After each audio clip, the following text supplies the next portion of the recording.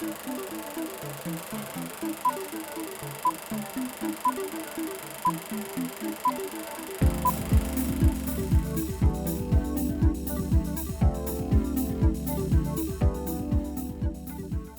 my name is Gil Robertson, president of the African American Film Critics Association, and I welcome you to a special spotlight on creatives behind some of the best music this award season.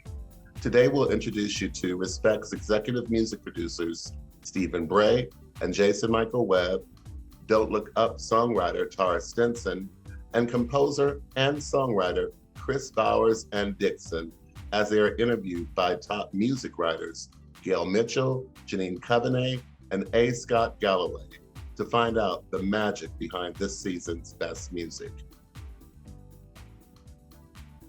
This is a major undertaking because the film about Aretha Franklin is heavily music-based and involved popular music that audiences already know. So when you signed on to this, for people who might not know what this role is or these roles are, what were you hired to do working with this film? Well, I can start, and Jason, maybe you can fill in anything I forget to say, but the music producers on films are responsible for, especially for a music-driven film like this one. The brief in this case was to recreate, some of these iconic songs in their original form as to making some sort of new version or adaptation of what Aretha did. So the job for us was to examine that original music, down to the microscopic level of like, what is the guitar doing? What kind of guitar is that? Is that an electric guitar? Is that an acoustic guitar? Are there steel strings on the guitar? Are there nylon strings on the guitar? So analyzing things down to the granular level, then recreating that before the film shoots, because we have to prepare the music so that the actors, we do demos of the music so the actors can learn their parts and then perform it on stage. Like in the case of Jennifer, she is such an amazing force of nature that she was able to sing this stuff live on stage, which most singers don't do. Most vocalists they'll lip sync through the whole thing, but Jennifer's it's got to be real for her. And so during the photography portion, Jason and I are making sure that if Liesl, our amazing director, Liesl Tommy, if she says, like one day we were shooting, I think it was Think at the Fox Theater in Atlanta, and Liesl said, well, we need the band to do a play on. And we had never talked about that before. And thank God, we have people like Jason on the team who are very nimble with their fingers, and we put together something quickly. So music producers have to be sort of ready for that kind of moment, on the fly, come up with something to fill in a blank that maybe occurs to the creators at the time, on the day.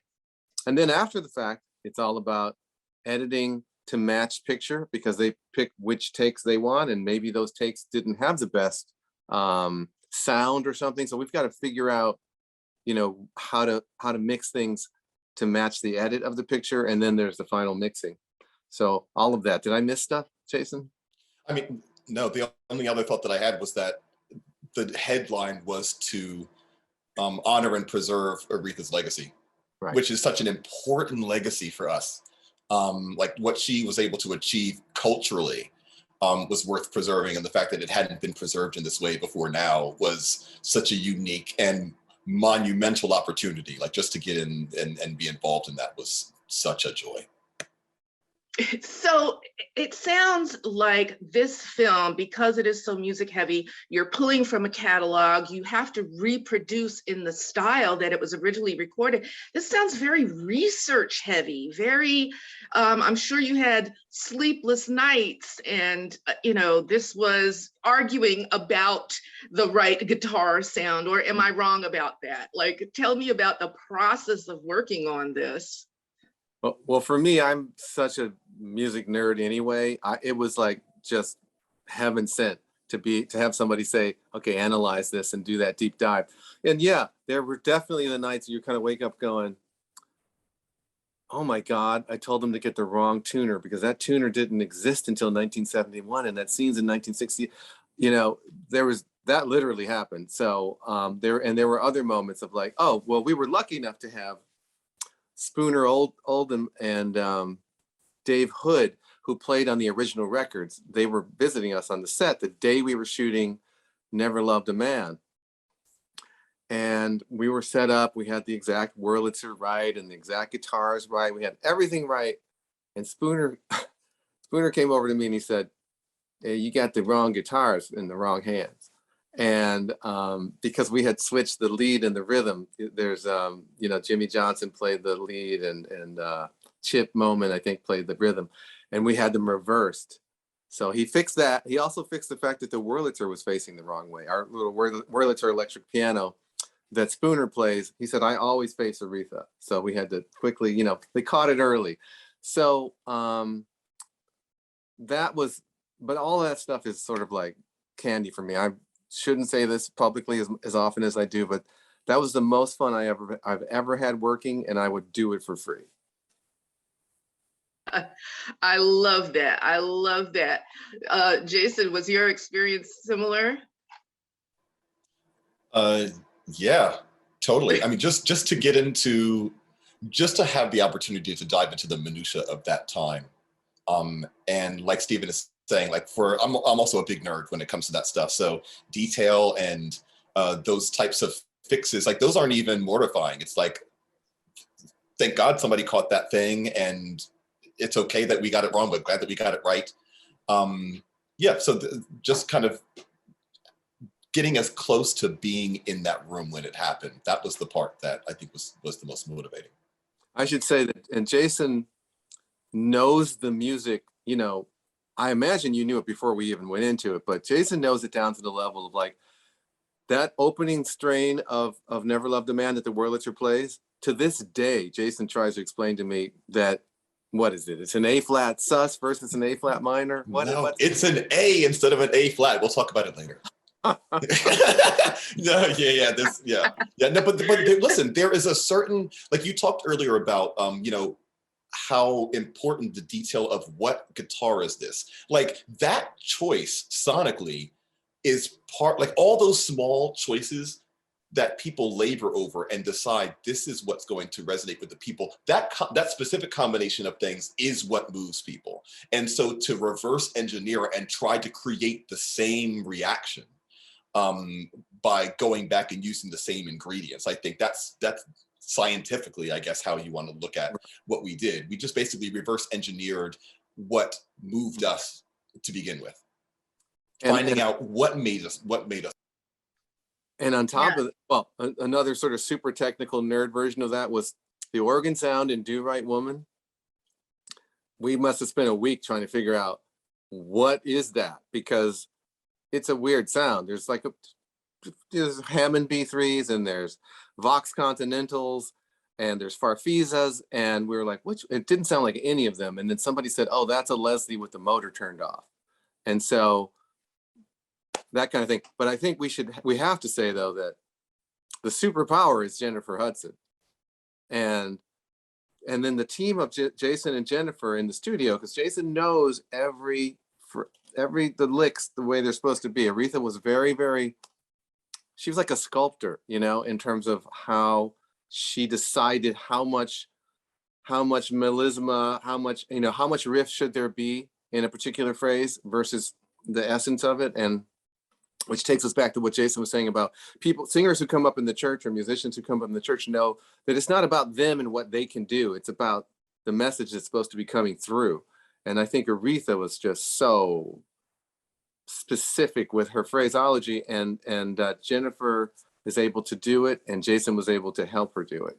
And that really helped us maintain the kind of reverence that we really tried to have throughout the process.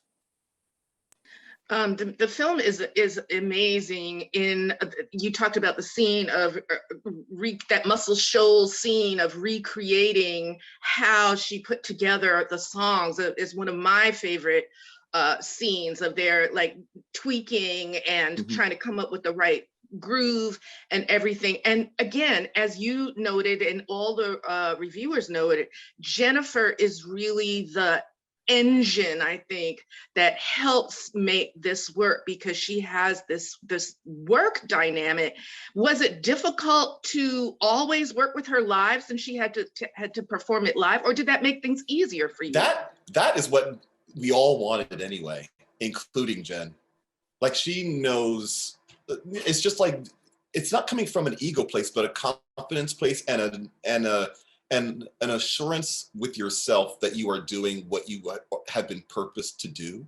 And so you just kind of walk in that season. And this was her season to take on this legacy, this incredible legacy that was Aretha Franklin. And because she comes from similar places, all she had to do was kind of walk and operate from those same places. And so getting her, actually, it's the opposite is true, where getting her to lip sync or getting her to play at was the wrong direction, and it didn't give us what we were looking for anyway. We were looking for something real and authentic, and that's what Jen brings to begin with. That's what Aretha brought. And it's a complete understanding of what the song was trying to say and the skill with which to say it. The skill with which to have the liberty to just be free with that message. Like, you listen to Aretha sing Ain't No Way, and you know where she's coming from. You know, you can kind of visualize who she's singing to.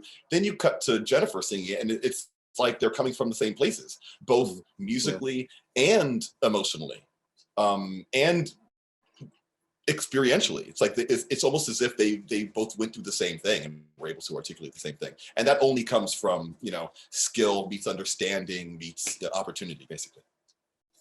And I should say that Liesl Tommy and Tracy Scott Wilson, you know, they really helped.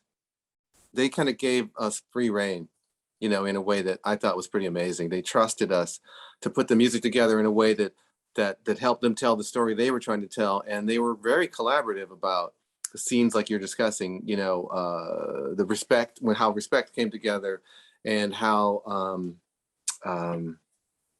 the original Never Loved a Man, you know, when they were like, that's too fast, that's too slow, that's too churchy, that's too, you know, too bluesy.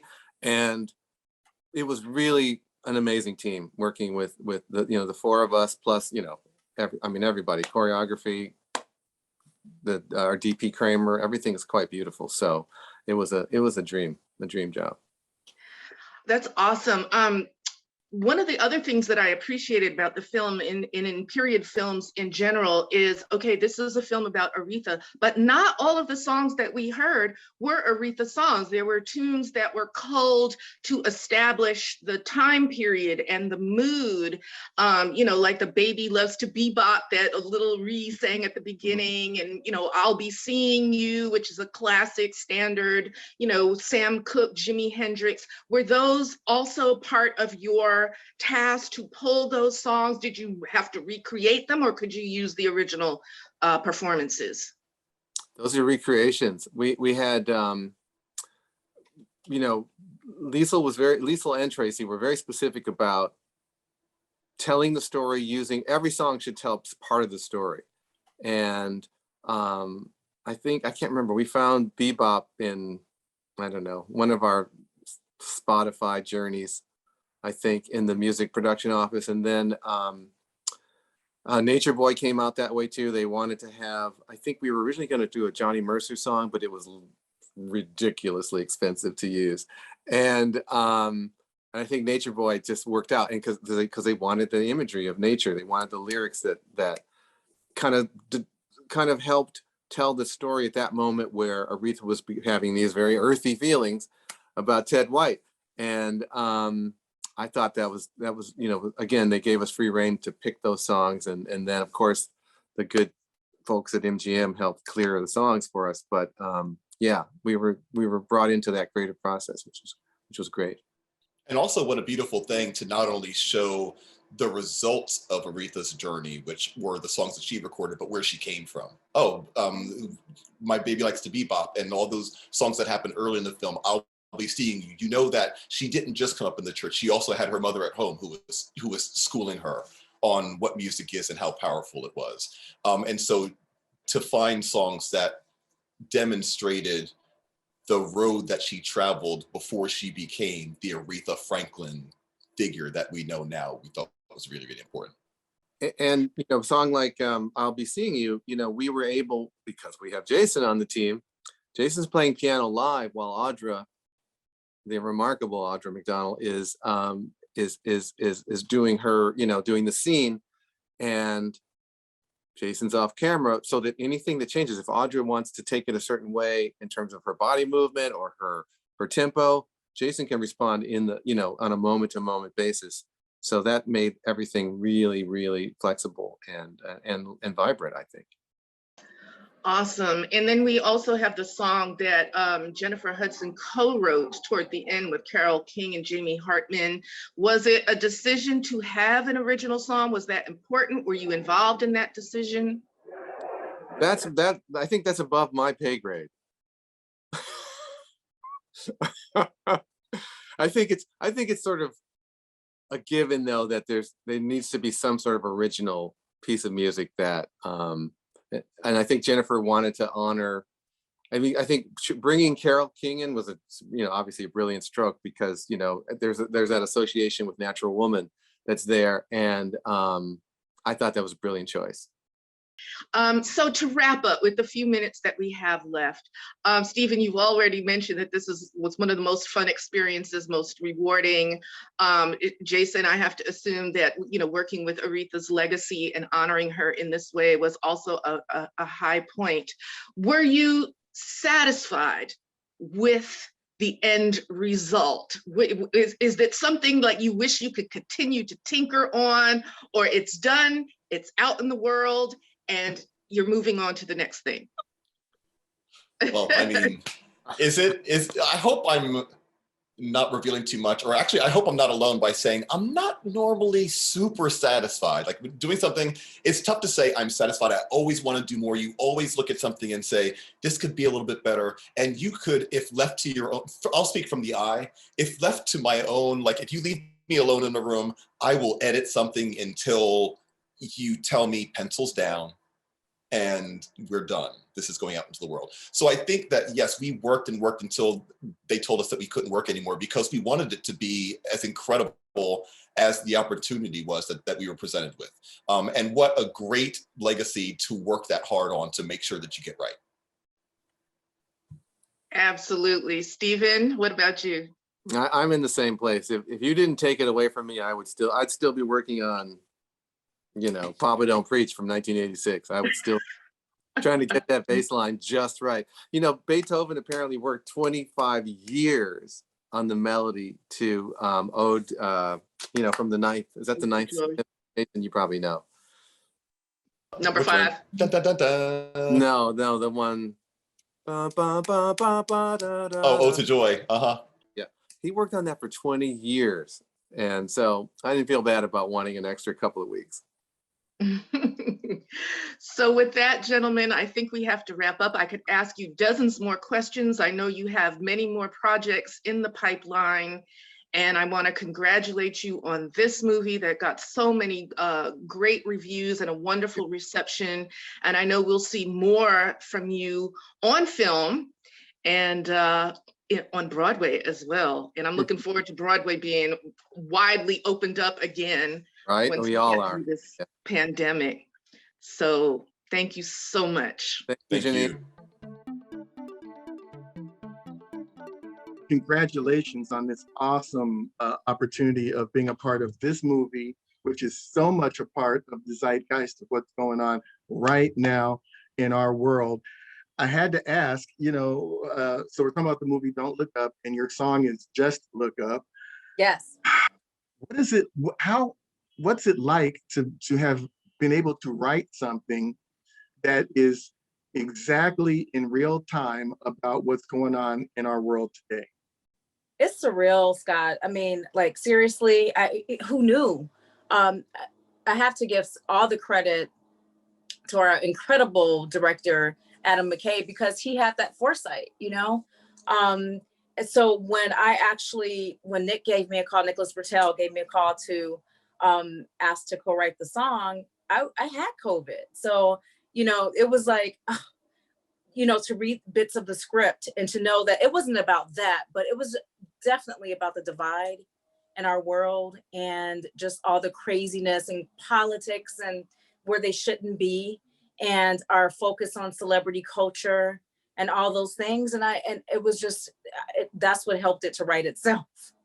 Wow. So now, tell me about your relationship with Nicholas, and how he came to ask you to be the one to be the lyricist for this, because we'll get into the nuts and bolts of how, there's like two different things that were going on in the song, very explicitly cut in half. But how did you come to work with him on this particular project?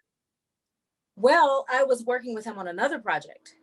And so when he gave me a call, it was kind of like, I think we had just wrapped up this project. And so when he called me, I thought, of course, he was giving me notes on the other project. And I was like at Costco, and with my, I was with my family over the holidays. And so then he said, hey, I have this song and I think you'd be great. But it's going to be a love song, that it's going to be a believable love song. And I'm like, believable love song? Of course, And he goes, that ends in disaster for the entire world. Hold on. I was like, let me go to my car. And then we talked about it more. Like, I think I traveled back home the next day, and over in the course of that time, a few days later is when I tested positive. And it was just like, oh my God, I have so much to say, because it's something else to be in that first wave before there's the vaccines are even available, and to be sitting there after, just leaving my parents and like so worried, and then having to write this song. It was like the perfect storm. And wow. So when he called me, that it was just, it felt like I was like destined to be a part of it. So now I heard that it took you guys, first of all, this was a song, and I think it's unusual for this to happen. The song was done in advance of the film, because I'm used to people telling me stories that work on the film music side, that their job is toward the end of the picture. But yours was with a lot of stress involved. This song was so integral to the film that it was created and done and everything before the film even started shooting. Oh yeah. So that says a lot about how integral it is to the actual script, and it gets performed grandly in the movie, and all of that. So tell me what that process was like. I'm writing that song with you had the composer doing the music first, I understand, and then Ariana came up with the melody, and you wrote lyrics, and then Kid Cudi, I guess, was at the end with his rap. But tell me how that happens in real time, a year before the movie even starts. Yeah. It's crazy because normally that only happens like in animation or if you're doing a musical, but this time it was I didn't realize at first that it was going, you kind of hear like, oh, it's going to be performed in a movie. Sometimes people throw that around and it doesn't happen. And so you just have your fingers crossed, like Ariana Grande and Kid Cudi, even though it's Riley Bina and DJ Cello, you want them to perform it. So I'm like, okay, they're going to perform it. Okay. They'll tell me later that the performance didn't happen. It'll just be in the movie. But Nick called me and said, hey, they're filming it this weekend in Boston, and just wanted to keep me updated on what's happening. At that point, it had been, I'm not even sure like of the timeline, but I know it took some time. There was, because after it goes, like you said, it went from Nick to Ariana with the melody, and then Nick like tweaking the melody, and then coming back to me with the lyrics and tweaking the melody. And the same thing with Cudi. He came in and he brought his own melody and his own little, big section. So yeah. It was having it performed was an added bonus, just like, and if it's the final concert, for humanity, it's That's right. last concert in the end of the world, you want the song to be good. You want it to be relevant to the times. And you want it, and from a script perspective and the film perspective, you want it to hit all the marks that it's supposed to as a song, as an original song. So it was a bit of a challenge, but I think we nailed it. Wow. So lyrically, you came up with like they kind of told you what they wanted, and you did a first draft on it. Were there any other hands in the main lyric, or is it ultimately all your work? It was when I heard her demo of the melody, which by the way, she went in and sang with one take. Wow. Yes. So she is like such an incredible talent. You know, she's on The Voice, but she's so much more than a voice. This girl is like big, big, big talented. And so she came up with the melody, but she also improvised the end part about "We're all gonna F and die." Mm. And that was to me, gave me license to say, wait, I can say F word. What else would you do at the end of the world, you know? And being mad at the end of the world because you're gonna put profit in front of people, you know, because that's what essentially happened. That's why in the film, spoiler alert, why it ends Right. up being, you know, because they're like, oh wait, all these minerals and gold and all this money and that's so this is what happened. Profit came before people.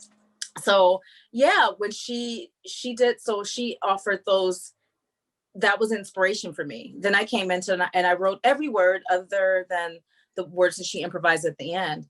And Mhm. and this doesn't happen often, but when I sent it to Nick and Adam, they were like, cool. No. Okay. Yeah, they loved it. And I just, you know, you wait for the ball to drop because, you know, you go through this process so many times and it's fine with me. I have no problems with changes and editing and all that stuff. It's just par for the course. But Yeah. I just couldn't believe it. I just kept waiting for the call. Like, okay, wait, so the studio wants to change this, or, you know, the producer there was nothing. And it was just like, wow, that shows how dialed in, you know, on top of like having my own experience with COVID. I'm Yeah. really, really, really, really dialed into like the ocean and how we're killing her. And Yes. microplastics, I've actually found like, what is this when you fry fish and it has like a Oh, little, I know. It's like, what? Where did this come from? yes, it comes from us. Right. It comes from Right. us. We're Wow. doing it. Yeah. So, yeah, that there was no shortage of inspiration. You know what I'm saying? Like, everywhere from climate change to being from Alabama and Oakland is a big thing in my life because there's a divide there because you have you have the Bible Belt and the certain mindset, and then you have radical Oakland. And so I was also in my own divide, you know, like anti-vaxxers, vaxxers, and you know, oh, there's nothing wrong with we're not polluting anything, plastic bags all day. And you know, we're gonna carry things in our hands. Like it's seriously, I was in my own little small don't look up. Yeah, yeah. No, I completely get it. I think we've all been there. Yeah. But okay, so now when you were creating the lyric for this and putting it with the movie, I know that there's so many things like that you just ran down about what's going on. How do you telescope the tragedies and all the different things that are going on into a you know, a 3-verse song? Actually, and you only have like 1.5 verses to really deal with what's Mhm. going on, you know? Right. Yeah. Mm-hmm. It was, to be honest, is sometimes I don't know if it's like a inner voice or God or the universe or Mama Earth or whoever you want to call her, but I just listen to the voice inside and it sounds so crazy, but it really is true. It was, I wanted, you know, you have, I have notes where I'm like, okay, I'm going to say this, this should be said. I'm like, no, it was very clear. Like, no, we're going to say this. And, and it's really that simple. It was just kind of like, I had so many things to pull from, but I only had this short amount of time. So what's the most important things to say, not only for the song, but to make sure that it sounds good and it's a believable love song, but to make sure they understand, they meaning us, that we as everyone that hears the song is affected by it. You know, Right. that effect of like, oh, it's all beautiful. And then wait a minute, what did she just say? But that's how our world is. Like, oh, America, whoa. Yeah. Tell me about your journey in getting to the place where you know, are able to participate and be a part of the larger scope of filmmaking, as opposed to being, boxed in with, Black film or whatever. I got this opportunity to write a song for a movie, which was Men in Black. Yes. And Killing Time, Destiny's Child. Yeah. So that was like, oh, wait a minute, I can do that. And then at the same time, I wrote a song for an artist named Sarah Divine, and it was on the Beauty Shop soundtrack, I want to say. Mm-hmm. And the songs are on different ends of the spectrum. And so I'm like, okay, I think this is what I want to do, because I'm able to speak to the different influences inside of me. I'm not pigeonholed into like, oh, I just have to write for this genre.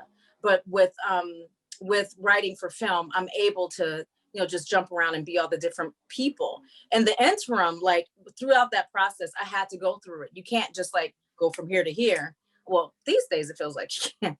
But but back in that time when I first started to now, I have worked with everyone from like Earth, Wind and Fire was one of my dearest moments. Raphael Sadiq and I wrote together for many years and still do. And it's just been me as far as the Black experience, and just this not being, let me tell you, this issue is greatly affecting our community. Climate change, the political like unrest, and just being able, the socioeconomic, the racial divide, all that. Trying to hold on to our voting rights. I'm happy to be a part of a wide film that's making conversations come up about all kinds of things, especially when it comes to us. I wanted to close my questioning with that dichotomy of something that's going on a lot in movies today. And, as someone who's writing new songs for a film, what is it like? Because even in Don't Look Up, we have the Mills Brothers popping up, we have the Four Tops, we have all these classic songs that are a part of the soundtrack. And then here's your newer piece of music. In the case of your movie, I mean, your song is like the moment. It's like the crystallizing moment of the whole motion picture. But in general, what is it like for a contemporary songwriter to have their songs, I wouldn't say competing, but they're right alongside these long-standing classic pieces of music? And sometimes if the new songs are only used in a certain way, your work gets kind of overlooked, because the minute somebody hears Al Green in King Richard or Aretha, the whole, all those Aretha songs, and then, what happens to the score, who's even remembers it because of the other songs. What is that dichotomy like for a contemporary songwriter to have your songs in a movie right next to something that's been iconic for 50, 60 years? To be honest, it's like, and I've actually noticed that, that in this film there, Gail Pilfer did a great job being the music supervisor, and the needle drops are great. But to have a song that, I think that was Nicholas's decision to say, you know what, this needs a little bit of something. We can't just come in, even though it's a pop song, it can't just be all piano. It has to have some depth, and it has to have some turns and Cuddy and bringing his rhythmic change. So I think could speak to the reason why the song moves in the way that it does. And I'm happy to be able to stand and of course not in any way against them, or just like, oh yeah, we were able to have that same impact, but we were able to still, our song to be able to have this moment right here means that people were paying attention to it. Well, Tara, I just want to congratulate you from the time that I met you to what you've accomplished now, what you'd already accomplished back then. I'm so proud of you, and I wish you the best of luck in this award season and everything. And what a contribution to have made to a movie that means so much about how we're all living right now. I'm gonna give you your flowers now. I don't care what the award season does. You got the Scotty. You might not get the Oscar, you got the Scotty, and I hope you get the Oscar and everything else too. Thank you. I do too. Thank you, Scott. I really appreciate it. And seeing your face here just made me feel like home. Thank you so much. Thank you, Chris and Dixon, for sitting down with us for a few minutes to talk about King Richard. Thank you. Let me start with the first question that both of you will answer. Start with Chris. Is just how did you become aware of the project, and how did you get involved, and just how does that kind of work for those out there? Yeah, for this one, it was first brought to me by Ray Green, the director, Ronaldo Marcus Green. I worked on Ray's first film, Monsters and Men, I guess maybe about 5 years ago now, or 4 years ago. And we just got really, really creatively close working on that project. It was something where after that project, we kind of were excited by the idea of any chance to work together again. And so when he got the job, actually, he reached out to me and let me know that he wanted me to be a part of it and sent me the script as soon as he could. And then we started just talking about how we might approach it pretty early on. So I would have meetings with him while he was shooting and just kind of talk to him about what he was finding with the story, what he felt like was the heart of the story, how we could represent that with the score.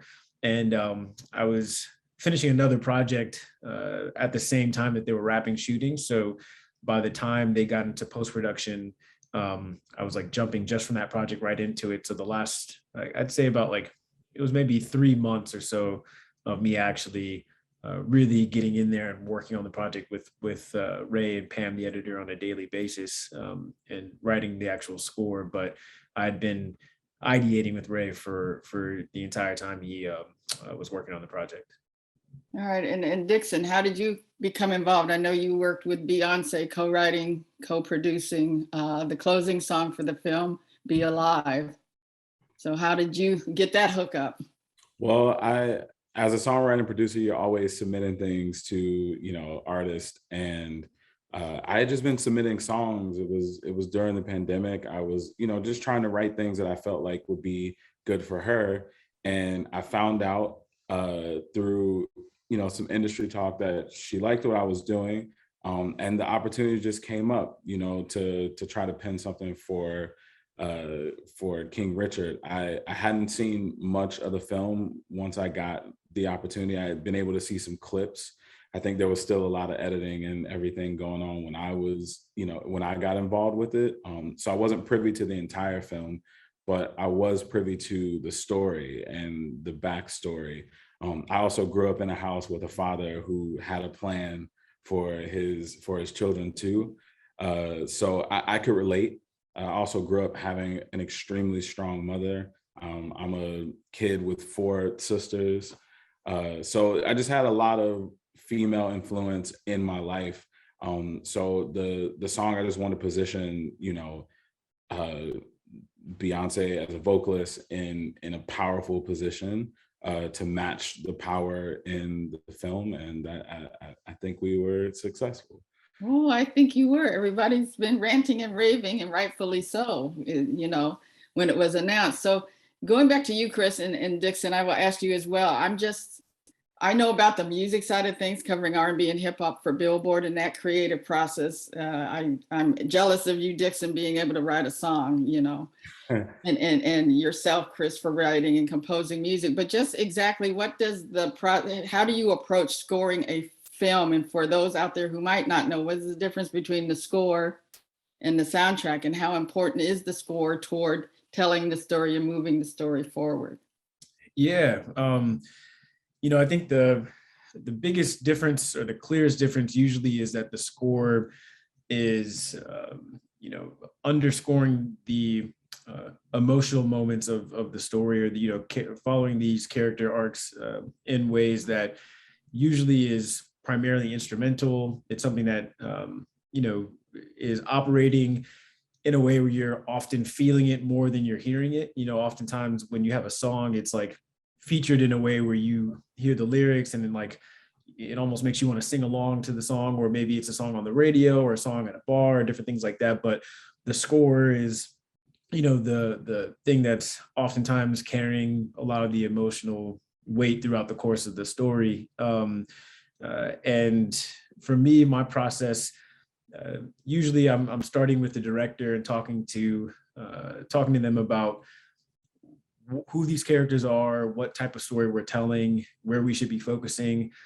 primarily so I can get an idea of themes and get an idea of a palette and a sound that we kind of go for. So with King Richard, the first things that we talked about were, what are some of the main themes that we're going to be focusing on in the storytelling? And Ray talked about this aspect of family, this aspect of, feeling the love and warmth and support of this family, and also these parents for these young girls, and also feeling the weight and size and scope of these matches and these moments for these young girls, and feeling that growth of that process in their career throughout the course of the film. And so having those ideas, I read through the script or watch some of the early cuts and try to see if there are clear characters that need to have themes. Obviously with this one, Richard had a theme and each of the girls had their own theme, and there was a theme for competition as well.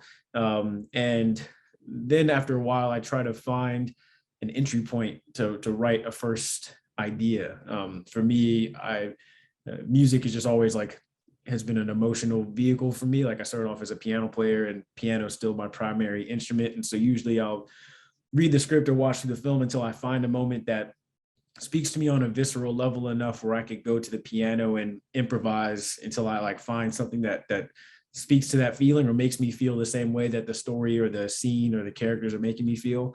And so with King Richard, the first entry point for me was watching this scene where we see Richard talking to these coaches and get turned down, especially by this one coach in a pretty clear way. And then he walks out of that space and immediately puts on a brave face for his girls and tells them that kind of hides the disappointment from them and continues to, watch them practice, and they go to dinner, and then we see him go to the park in the middle of the night and finally sit with the disappointment that he's been kind of reserving for himself, or not wanting to have that disappointment affect the way the girls are thinking about their own future.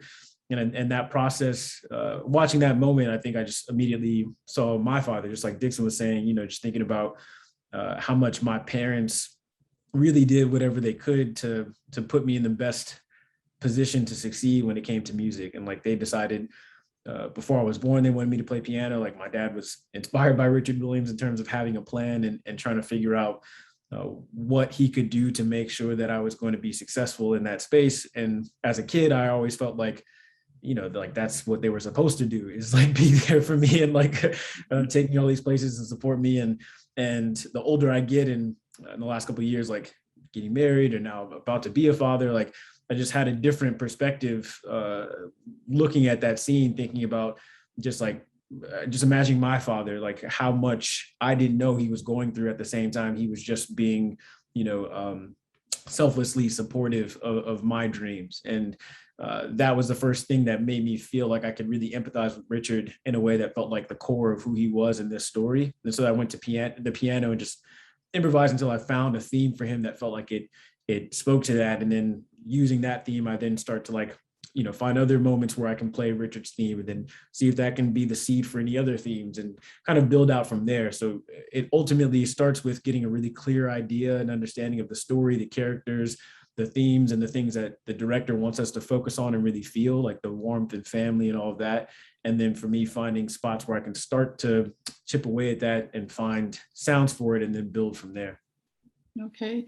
And then Dixon, the same with you. At what point did you come in, you and Beyonce, with the song? And then did you interact at all with Chris at that point, or you guys were working separately? Yeah, we were kind of in separate worlds. I mean, God, I wish I was, a part of the score. Also, just so you know, when Chris is talking, sometimes I have to pull out my phone and take notes, like I'm a serial documentarian. Just to think about those moments, because I want to go back and watch the film and see how those transitions affect me now that I have more knowledge about it. But I came in, like I said, I really didn't know that I would be working on this specifically. I knew I had been submitting things for her, and I just hoped that they liked my stuff. And so when we got the opportunity, when my publisher called me and asked me if this was an opportunity I wanted, immediately I jumped at it. And I was like, listen, if I could just see some clips, if I could see, whatever you can show me, whatever information you have, I'll take it and try to run with it. Because one thing I know is that I could write a brilliant song, I could produce a brilliant song, but it always changes once it gets in the hands of the artist. And when you have an artist like Beyonce, when you hear those vocals back for the first time, it makes you go back and rethink what you did. She's masterful at what she does. So I just kind of trusted the process, and I made what I could make. Obviously, she made her own, decisions vocally. I can take no credit for that particular set of brilliance. But I think once we got it back, I was able to really dissect. Once we got her vocals back, I was able to really dissect what the song meant, like, to me personally. And I didn't have that feeling, just to be honest. I didn't have that exact same feeling when I cut demo vocals or made, an original version of the track. I didn't feel that until I could hear how she delivered it. And so I just had to be patient and trust the process, and trust that, my team around me and her team would communicate effectively how we wanted it to feel. Because you're not always able to get in the room with the artist, right? Exactly. And that's something that I had to learn pretty recently, because I was so used to, like, in my past, I've been able to work directly one-to-one with the artist at every step. So with Chance, I'm there every day. With Vic, I'm there every day. Even with new artists that I work with now as a producer and songwriter, I get to be in the room with them. And my manager knows that's how I like to work. I like to feel, the room. But this is a very busy woman with companies and children, and you know what I'm saying? So you don't get to always have that opportunity. So I had to learn in this moment how to listen to a vocal and then try to shape and carve. I say Be Alive was a song, but I had to score around her vocals, because you can't get in the way of that mastery, like she is her own instrument. So I had to score around that. And that is, that's the most exciting part about the song, that we landed on this version of the song where it's just her vocal right in front of you. It's not masked or hidden behind a bunch of things. It's out the gate. You hear her, the chorus of Beyonce sing, like, it's a big deal, just sonically. Because I feel like we were really trying to go, what I was trying to do was go for something that I hadn't really heard from her before. So I got lucky. What can I say? I got lucky that it worked. Was that your first time working with her? This is the first record that I've ever placed on her. I've played things, for her team. Hopefully down the line we'll have some more work together, but I'm really blessed and honored to have this be the first thing we worked on, to have it attached to such a brilliant story. Right.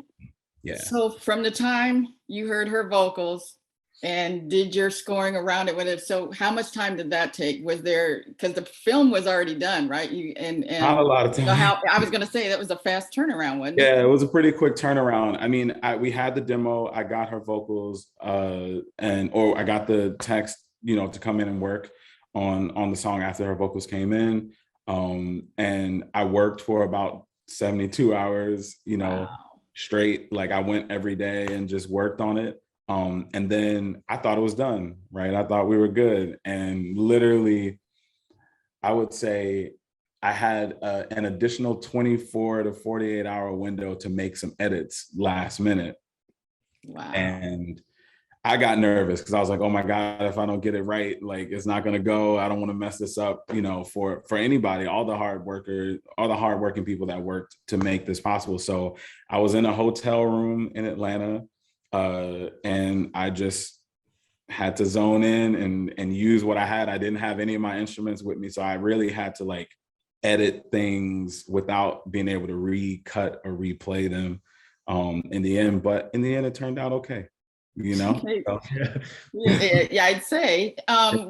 When did you find out? Were you in there? When did you find out it was okay? And what was your reaction? Because you all weren't in the same room after. Okay. I didn't find out that it was okay like that it was finalized until really when it came out, honestly. Oh, wow. I turned it in and just had to trust, because I wasn't sure, you know, you're never sure if it's perfect, right? But I didn't want to get in my own way in this process. It was like, I do what I'm asked to do. Especially with an artist like Beyonce, she knows what she wants, right? So I'm not really trying to go back and forth with that. She knows what she wants. So I just tried to deliver, and I just handed it over. I handed it over to my publisher. I was like, if I need to make more edits, call me. I'll stop whatever I'm doing and I'll do it. But the final version was the one that I turned in. Okay. So it made me happy that she liked, you know, the small edits I was able to make. And yeah, I found out maybe like the night before it came out that it was going to be. I think I remember my manager hitting me and being like, okay, we got confirmation, it's going to come out on this day. Obviously don't say anything because you don't do that in this world. And we just waited, and the response was amazing. I think it's a universal song. My grandmother loves this song, that's a big deal to me. And the kids love the song. My lawyer's daughter runs around the house singing the chorus all the time. So outside of it being a global thing, in my personal life, it's connected well with the people that love me and care about me. So I'm always proud to do good work, honestly. Okay. Did you scream when you got the news? Oh, I mean, we were super excited. Super excited. Because I think the way it worked is we found out it was coming out, and then I went to the premiere. Okay. Like, I think that was the timeline of it. It's all a blur, but I think the timeline was we found out it was coming out. I went to the premiere after the song, because the song came out like a week before the film. So I got to hear it after watching the film, the full film too. And it took everything in me. Like, me and my manager, we kind of play hardball with each other. Like, I try my best not to like cry in front of him when like big things happen. But it was tough doing that in the theater after seeing such an emotional film, and then hearing your song close, you know, the thing. It was a big moment. It was a big moment. All right. So Chris, going back to what you said, because this is fascinating to me, the whole scoring, when you said you look at the film, you get touch points that hit you, then you go to the piano, you start doing the visceral thing. So how does that work? How difficult is that if, say, the director doesn't get the visceral approach you're going for? Just what is it like working and doing that? And then again, it seems kind of like you're on a whirlwind too, because the movie's done. You're waiting to look at everything and piece it all together. And I'm sure you're on a tight time frame too, right? Yeah, definitely. I mean, first I gotta say, with like the Beyonce song, like it was pretty amazing to feel the experience of watching the movie, like Dixon said, and hearing that song, because I didn't hear it, like, you know, because it didn't come in until the very end. I didn't hear it until I saw the movie as well. And I remember that, like, you know, because I wrote the final cue, and it kind of segues into the final song, and there was a placeholder song there that I can't even tell you what it was, which is always a good sign when, like, I can't even remember what was there before.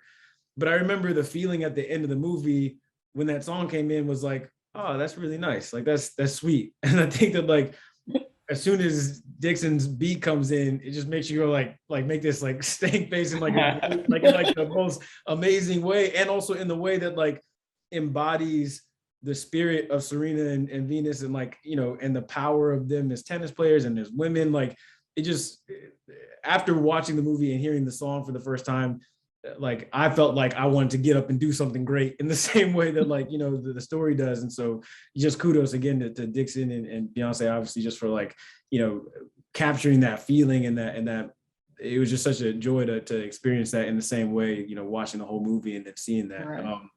But as far as your question about the score, yeah, I mean, for me, I feel like that's the alchemy that makes this process exciting, is like having a conversation with the director about emotions, and then trying to write a piece of music that embodies those emotions. And then if I'm not hitting it in the right way according to the director, I trust that guidance, in terms of, like, there have been plenty of times where I write something that internally I feel like, oh, this definitely captures that feeling that I'm looking for.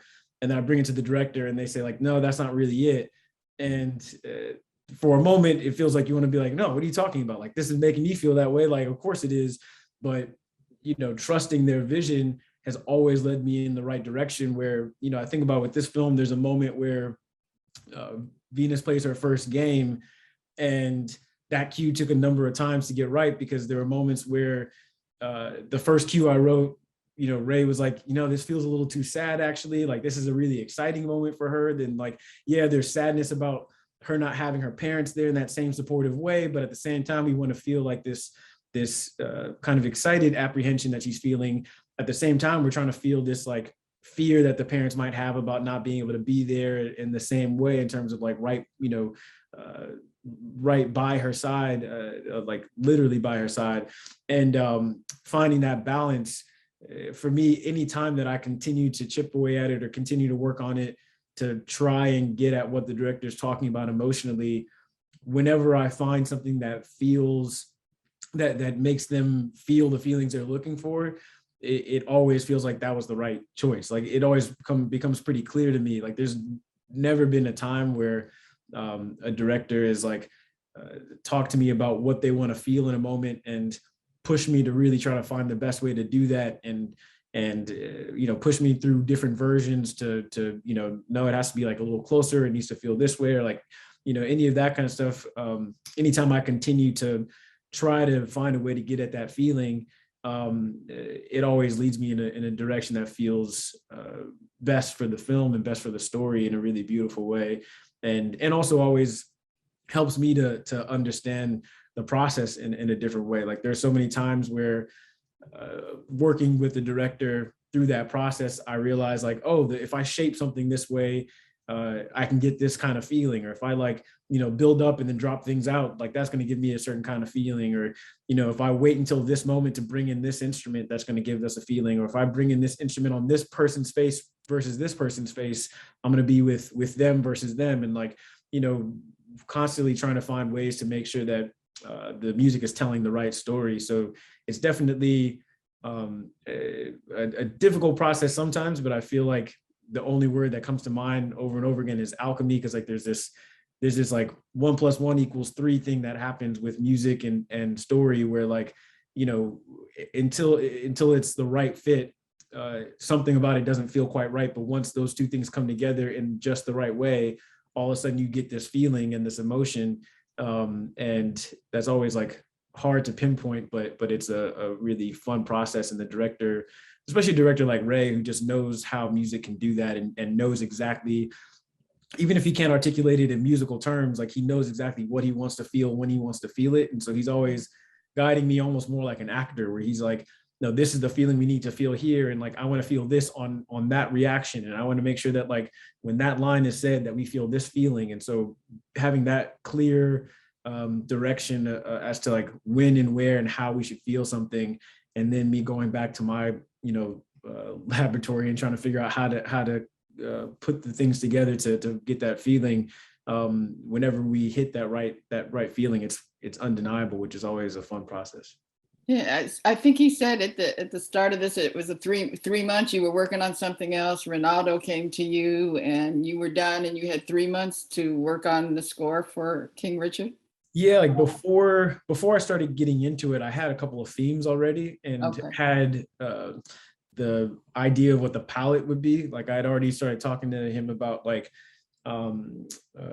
experimenting with like percussion versus using instruments in a percussive way. Like, there's a lot of prepared piano in the score, just because for me, it felt like that might be an interesting way to create these like percussive motors and elements out of something that doesn't really usually operate as a percussion instrument. And a lot of those conversations were happening early on. And honestly, a big part of the process is just knowing the story. Like, there's so many times where I worked on a film and like, if I haven't spent the time to really get to know the characters and the story, then I might be focusing on the wrong thing at the wrong time. And with this, a big part of the early process, even if I'm not writing music, is just absorbing the story and understanding what it is we want to feel. So I'm not, you know, as soon as I start, I'm not writing music based on whatever's happening in that moment, but it's more so understanding how that moment connects to the context of the rest of the story. Okay, all right. So how important is it, your background in jazz and alt and R&B, and Dixon, I believe you're a multi-instrumentalist, right? That part should have been interesting to you. Is it 11 instruments that you play? Yeah. I was reading up on. So how do you think your music background has helped each of you, pivot and move into this direction, working on film? And I don't know, Dixon, if you've been working on any TV things at all, but just moving to this other side of the music spectrum, so to speak. I don't know. On Be Alive, I played all the instruments. So most of it was live instrumentation. The drum programming came from, electronic drum programming and files and samples that I've had over the years.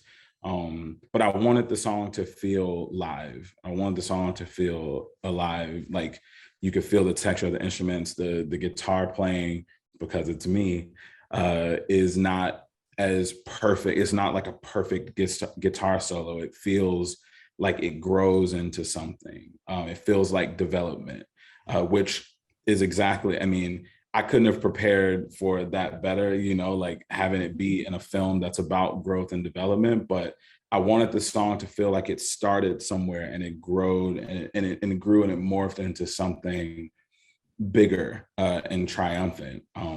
So me being able to play these instruments and having parents who just literally let me, like, if I wasn't buying the instrument new, my dad would take me to the pawn shop to buy an instrument just so I could try it, to see if it's something I would want to play and like add to my repertoire.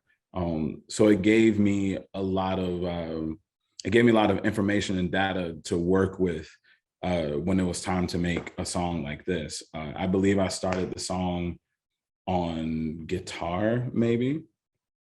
And I don't profess to be a virtuoso, but I do understand feeling, and that's just from listening to different types of music. I can emulate, as many genres as I can. There's something to be gleaned upon in everything that we experience, but especially in music. Like, take a day and just listen to Joni Mitchell's catalog.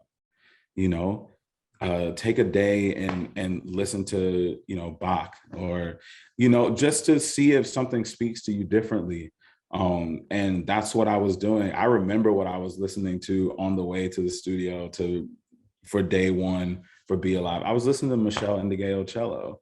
Like, I remember it because I was like, oh, she did this crazy album of 90s R&B covers. And it's like one of the most incredible projects I've heard. And it's so varied, and the genre, like her take on these R&B records, like for her to do a complete soft rock version of Don't Disturb This Groove, I'm just like that's the stuff that makes me excited. And it's just being willing to be open-minded with your music choices. And then you pair it with an artist like Beyonce, who listens to everything. It's apparent. If you just go and listen through her catalog, like, that in her house, I've never been there, but that in her house, she has everything. That's all I can say. Like, use your experiences. That's how I've gotten this far, and hopefully I'll have more experiences that will broaden my horizons as a producer. Right.